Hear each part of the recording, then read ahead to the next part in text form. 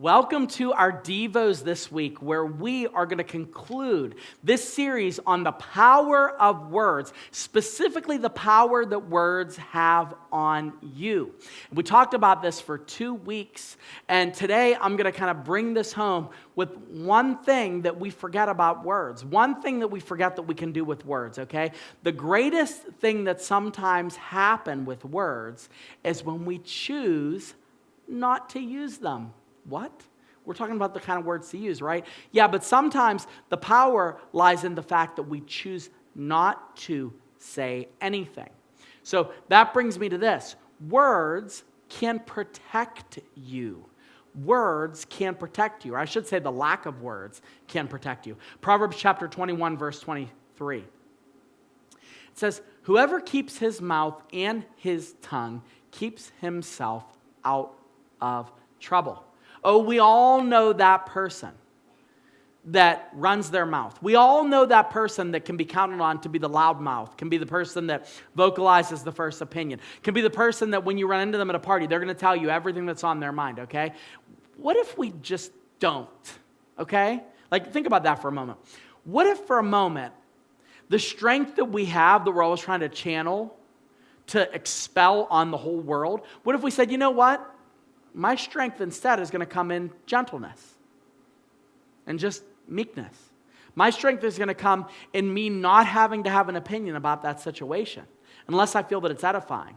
Because believe it or not, when we're silent, the Proverbs says quite a bit about being able to hold your tongue and being able to be silent and, being able to say, okay, I'm not going to speak to this.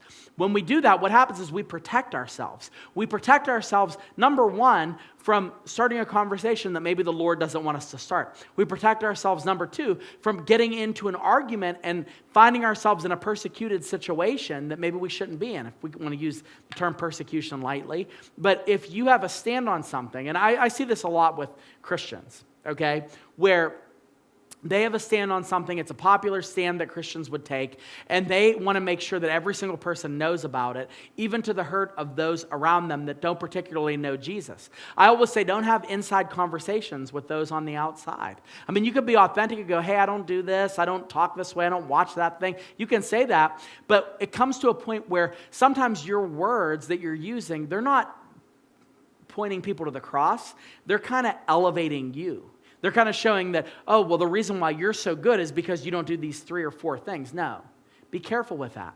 But if you're willing to be silent, if you're willing to be graceful, if you're willing to in the moment say, look, here I am, okay, I'm going to look at this moment, whatever's going on, I'm going to evaluate it, and I'm going to ask myself this question. Does God want me to speak about this right now? Does God want me to open my mouth? And if you could answer that question 100% yes, then do it. However, there's that moment where if you can keep your mouth and your tongue silent, you keep yourself out of trouble. I'm going to be honest. I don't know a ton of people that got in trouble for righteousness' sake. I don't know a lot of those people. I mean, I know they're out there, but I don't know someone that's like, I took a stand and this happened and I got in trouble because of my commitment and my fidelity to the Lord. No, I do know a lot of people that got in trouble and got into an argument and got into a fight because they spoke. And they spoke in a way that was cocky and prideful, and it was self-aggrandizing, and it didn't focus on the Lord at all. It just focused on them. Whoever can control their tongue, whoever can control their spirit, as it says in Proverbs, is greater than one who commands a city. And I want to encourage you, if you're the type of person that's like, I'll say whatever I want. I don't care who's there. I don't care who's watching. I want to encourage you that the strength that you use to say those things, what if you added a little bit of strength? And just look for an opportunity to remain silent, to remain still, to be sure that before you spoke that you were speaking for the Lord and not in the flesh. There's power in words.